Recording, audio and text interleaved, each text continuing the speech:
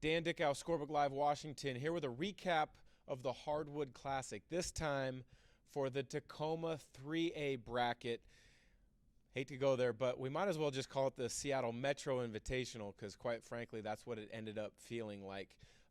4 teams from the Seattle Metro were in the semifinals. Seattle Prep had a nice showing early in the state tournament, but it was, in the end, it was Garfield and Tari Eason basically erasing any doubts from Seattle fans, from any potential doubters, that they were the class at 3A this year. So if we take a big-time look back at the entire state tournament, Mount Spokane had a nice win in the playoffs to battle into the state tournament. Couldn't get it done in the first round against a hot shooting Seattle Prep team, and again, another Seattle Metro team who had a very nice showing. Kamayakin got off to a nice start from the Tri-Cities, but couldn't handle Rainier Beach's pressure in the long run.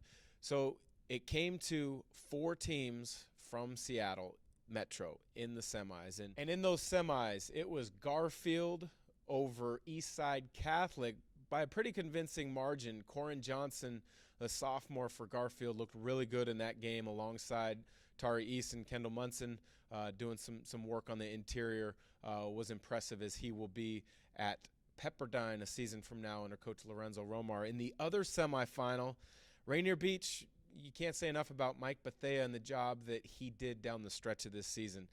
They're always talented. They're always well coached. They always play really hard. But this season, things just couldn't come together as they have in past seasons. But they got on a hot streak at just the right time of the year. They made a run to the semifinals where, unfortunately, they just ran out of gas against O'Day. And O'Day, they're good. Everybody knows about Paulo Banchero. They know about John Christophilus as a shooter. They were the favorites coming into this season, not only for the Seattle Metro, but to win at the 3A state level. They couldn't get it done in the state title game against none other than the Garfield Bulldogs. A season ago, Brandon Roy took off from coaching. He came back this season, so now it's 3 state titles in 3 years as a head coach for the Garfield Bulldog playing legend and now becoming a coaching legend, Brandon Roy. But a lot of it has to do with his guiding of his program, his team throughout the season, dealing with the ups and downs, the highs and lows of a long season. But in the end, it was all Tari Eason for Garfield. He was extremely versatile. He was impressive. He made big plays when needed, whether it was on both sides of the ball. Offensively, knocking down timely threes. Defensively, creating a lot of havoc. If you're a Cincinnati Bearcat fan, you're going to be excited because he's got a bright future at that next level. So to wrap up the 3A state tournament in Tacoma, it was an impressive showing for the Seattle Metro.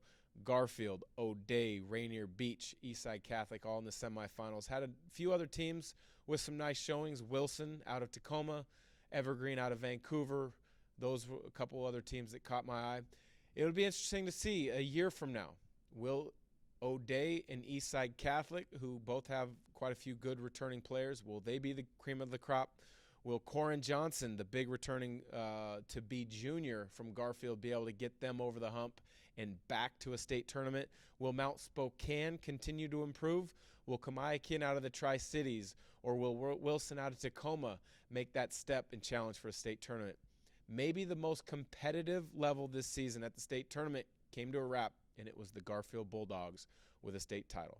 For Scorebook Live Washington, I'm Dan Dickau.